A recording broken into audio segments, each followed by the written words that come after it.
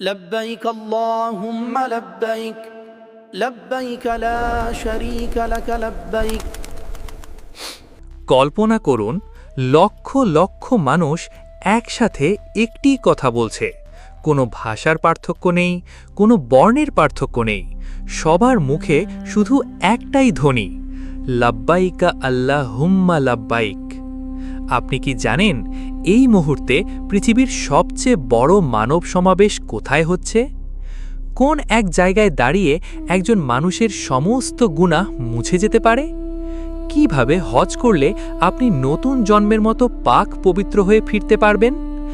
আজকের এই ভিডিওতে হজের শুরু থেকে শেষ প্রতিটি নিয়ম, প্রতিটি আমল, ফ্রি সময়ের বিশেষ ইবাদত সব কিছু এক জায়গায়। শেষ পর্যন্ত থাকুন।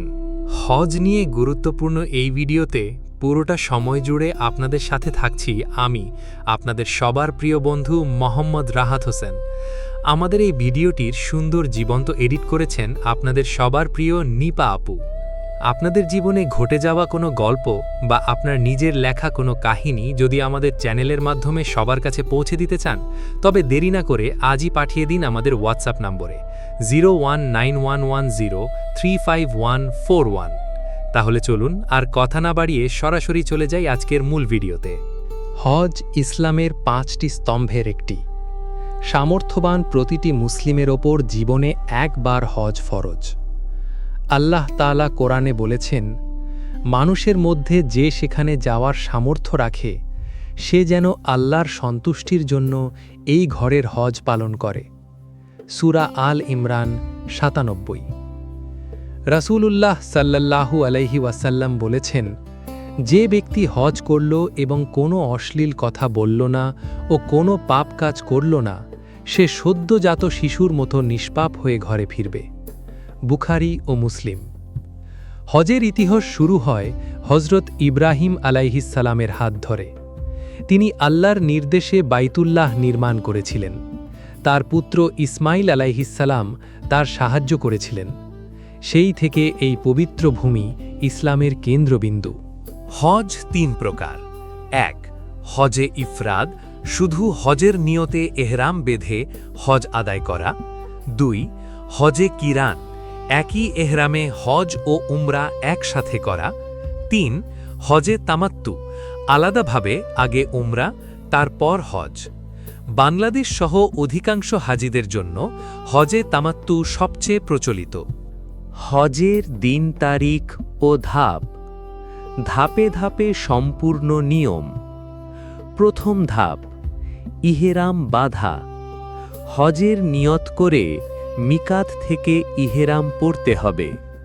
পুরুষরা 2 টুকরো সাদা কাপড় পরবেন, মহিলারা সাধারণ পোশাকে থাকবেন।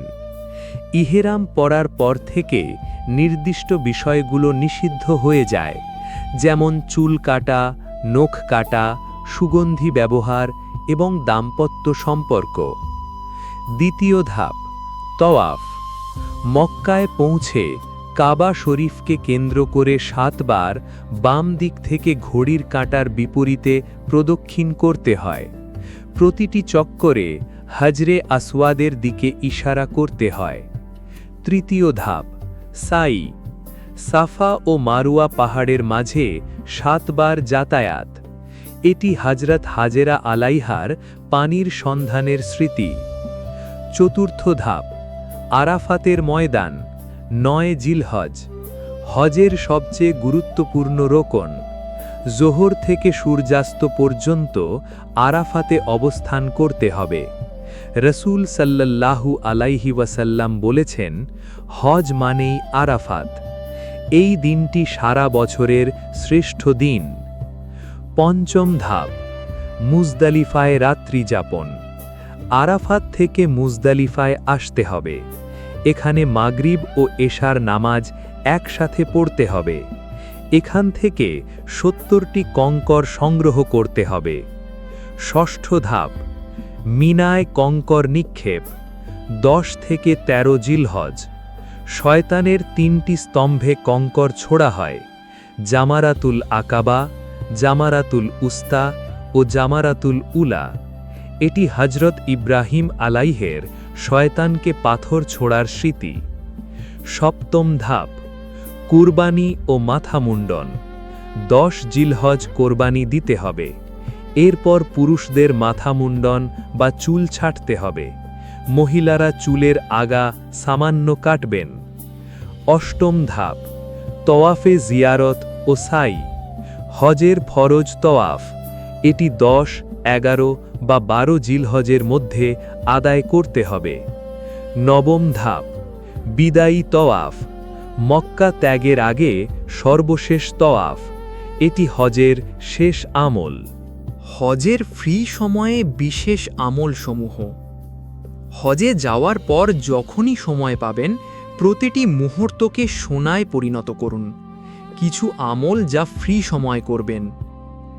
মসজিদে হারামে প্রতিটি নামাজ। 1 ওয়াক্ত নামাজে 1 লক্ষ নামাজের সওয়াব পাওয়া যায়, তাই ওয়াক্ত নামাজ কখনো মিস করবেন না। কাবা শরীফ দেখতে দেখতে দোয়া।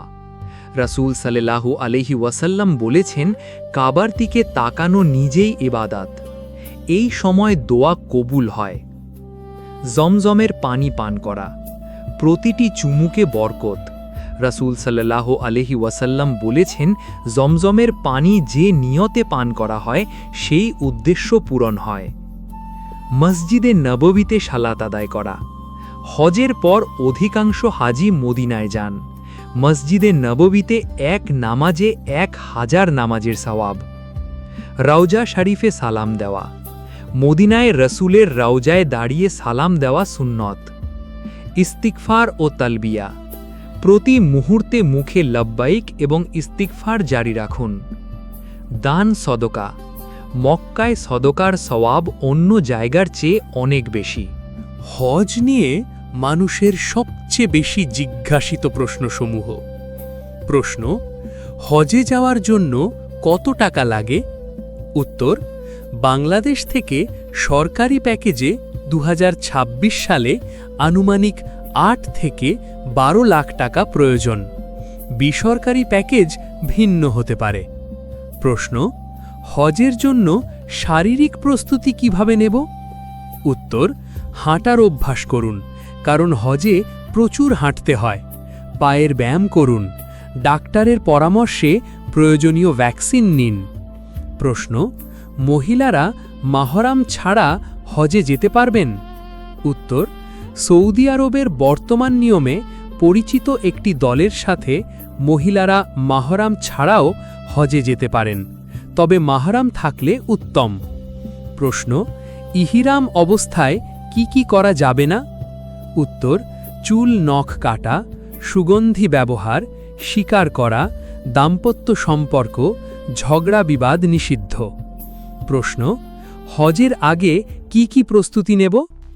উত্তর: হজের মাসায়েল শিখুন, ঋণ পরিশোধ করুন, পরিবারের জন্য ব্যবস্থা করুন, তওবা করুন এবং মনকে পরিষ্কার রাখুন।